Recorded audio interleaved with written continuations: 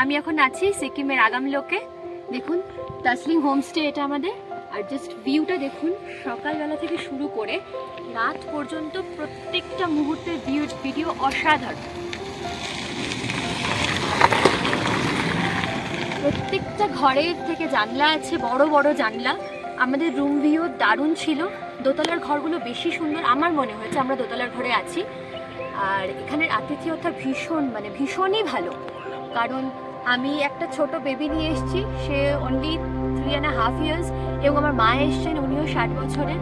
তো এখানে যিনি আছেন আতিথেয়তা করার জন্য, পুনম দিদি, উনি ভীষণ ভালো।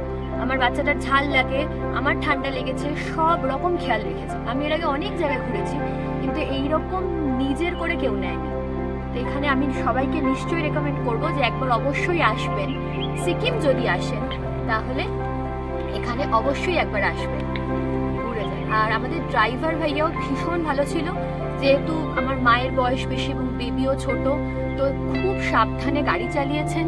মানে আমি আপনাদের বোঝাতে পারবো না যে দুদিনের আমরা এই যে এখানে এসে, আমি দুদিনই এখানেই ছিলাম, এবং আমার একবারও মনে হয়নি যে আমি অন্য কোথাও থাকলে ভালো হতো। আমার এখানে মনে হয়েছে আমি আবার আসবো, এবং আমার সত্যি খুব ভালো লেগেছে। এবং সব থেকে বড় কথা হচ্ছে, আমি এটা রেকমেন্ডেশন পেয়েছি ফেসবুক থেকে, এবং নীলাঞ্জন তার সাথে যখন আমার পরিচয় হয়েছে, উনি ভীষণ ভালো মানুষ, আর পুরোটা উনি আমাদের করে দিয়েছেন, এবং ওনার ভরসাতেই আমি এখানে এসেছি। তো আপনারা নিশ্চয়ই একবার আসুন, ঘুরে দেখুন আগামীও, এবং দার্জিলিং হোমস্টেতে নিশ্চয়ই একদিন বা দুদিন স্টে